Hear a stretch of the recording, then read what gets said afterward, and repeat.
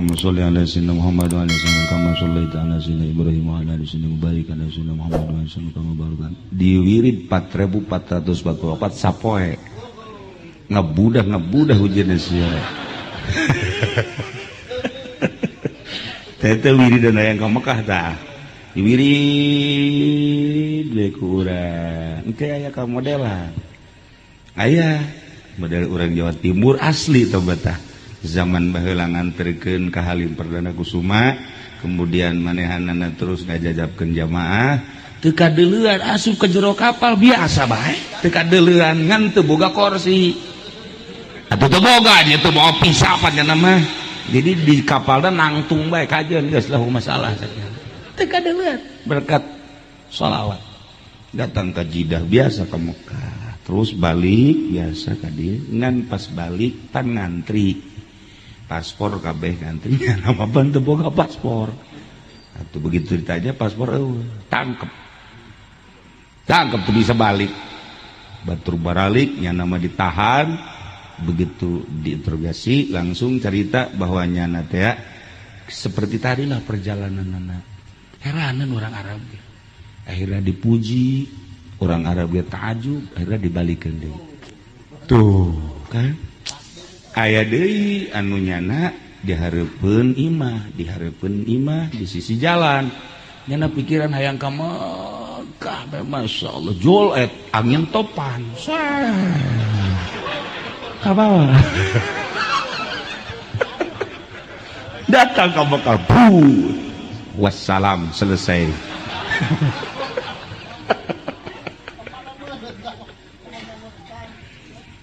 Tetapi nu paling istimewa mah aya jelema nu deukeut jasa ka Gusti Allah, anu ibadahna lain per hari, lain per jam, per detik inget ka Gusti Allah.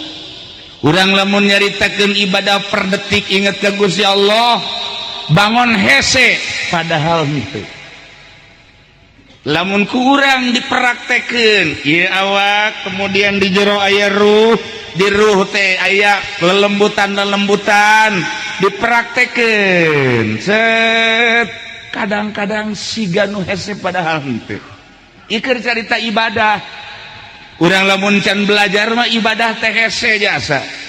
Lantaran ngaji Quran teu datang ka kolbu. Zikir-zikir teu datang ka kolbu. Tapi ketika orang belajar ibadah ka Gusti Allah, ngaji Quran asup ka jero hate lain sakadar asup ka jero hate kana sirrun min asrillah. Zikir kitu keneh, ngaji kitu keneh, mun urang geus ibadah datang ka sir bakal lazat, bakal ngeunah. Kukula dibere bayangan kieu heulanan Gusti, mata nu Gusti sanes nu abdi. Abdi bentak dibentakeun ku Gusti, ningali alam dunia na nu Gusti, dikicepkeun dibentakeun ku Gusti sanes nu abdi. Nu Gusti abdi man katitipat ulah di aku ya mata Gusti, ieu ceuli teh nu Gusti sanes nu abdi ditip-tipkeun ka abdi. Kuari abdi boga dedengean nang Gusti ieu teh ngadenge teh. Aya jelema nu dibere dedengean isuk pageta dicabut dedengeanna ditorekeun ku Gusti. Ku Gusti kebe jadu Gusti nyanggakeun sadaya-daya abdi bisa ngadenge ieu adalah ku Gusti. Ieu ceuli sanes nu abdi nu Gusti.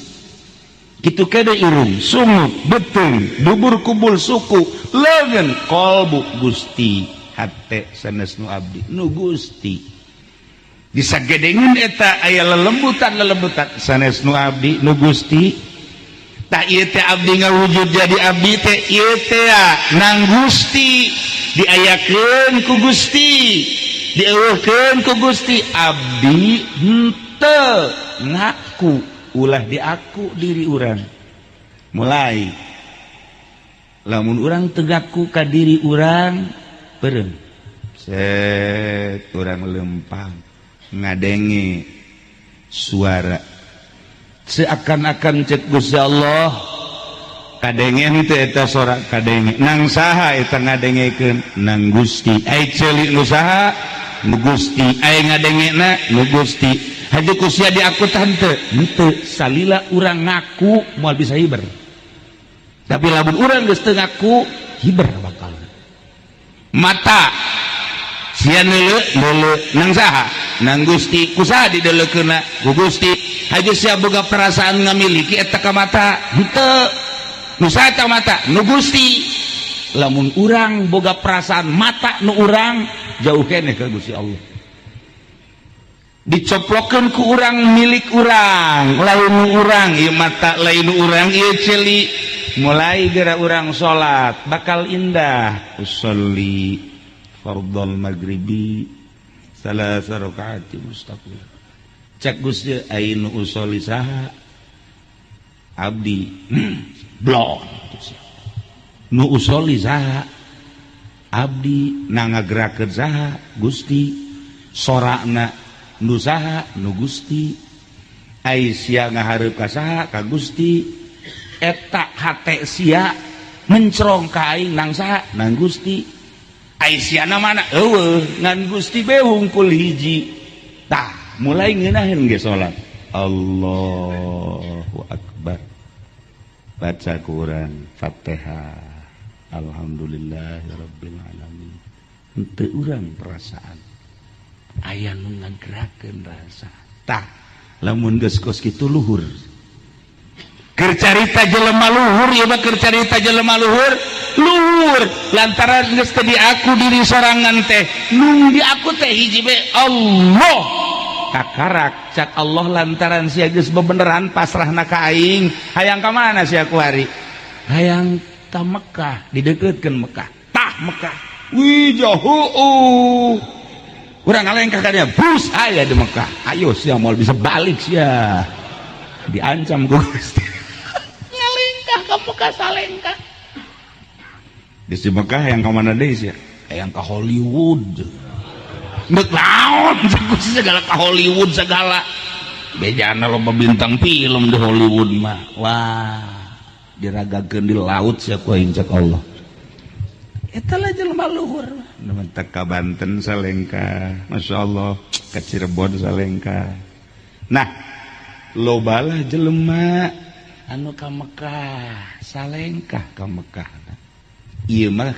carita lamun aya jelema diangkat jadi wali Allah kemudian ke Mekah salengkahnya na encan daftar munggah haji secara syariat padahal nyana bisa ke Mekah salengkah bahkan lain sekali mungkin 2, 3, 4 tahun ilu nyana wukuf di padang Arafah tapi encan melalui syariat apakah manehana nangke di akhirat moal katanyaan apa katanyaan tetap bakal katanyaan mun nyana geus istitoah teu ngalaksanakeun secara syariat tetap disiksa sanajan nyana bisa ngalengkah tetep we kudu daftar bae jadi teu meunang ngalengkahan syariat kudu make syariat bae mentak indah jasa lamun baheula urang belajar syahadat di Makolot nah bangsa Haji Royani Teki Royani belajar syahadatna di Makolotna di Bapakolotna baheula aya kieu kan hari rukun Islam eta aya 5 belajar rukun Islam gitu lain syahadat 1 syahadat 2 salat 3 zakat 4 puasa 5 munggah haji lamun kawasa tur aman di jalan aya geus gituan kan aya geus gituan urang baheula mah kuari mah eueuh barang Ki Golkar nu magahan eueuh kitu heran baheula mah tak kos kitu tah ari gande hari rukun Islam eta aya 5 1 syahadat 2 salat 3 zakat 4 puasa 5 munggah haji lamun kawasa tur aman di jalana aya kos kituan baheula mah tah keur ieu mah urang saomong-omongna we barang dibukaan ku kula di kitabna jijah horenganan eta dihijikeun ku kolot baheula mah nu mantak ulah kaget lamun Kiai Jaeni Benda Kerap nyana mah geus teu ngawajibkeun ka Mekah kula waktu masantren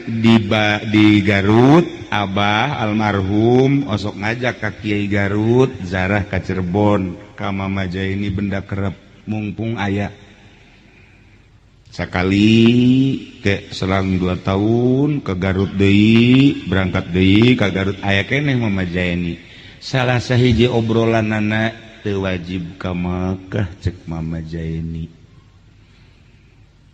Dirinya ngobrol para kiai, kula mah budak pan harita. Ngadengkeun bae kiai. Nu mantak teu wajib kunaon kiai? Pan teu aman di jalana. Maksudna teu aman dia teu perang. Oh lain perang cek Jaini teh. Eta pamarentah nyieun teu aman ka rakyat. Sebab ari kudu nama meureun 10 juta. Kunaon jadi di 15 juta tah eta teu aman di jalanan. Mantep eta kos gitu. Mantap ku ari mah leuwih teu aman sebenarnya mah. Teu aman biasa. 1 jiwa 1 juta di zaman Pak Harto naik 2 juta. Kuari bejana geus 3 juta. Terkumpullah kuari dana sosial teh ya. Sabaraha triliun kana hajagos? Nyana nu nyahoan teh. Ber 70 triliun.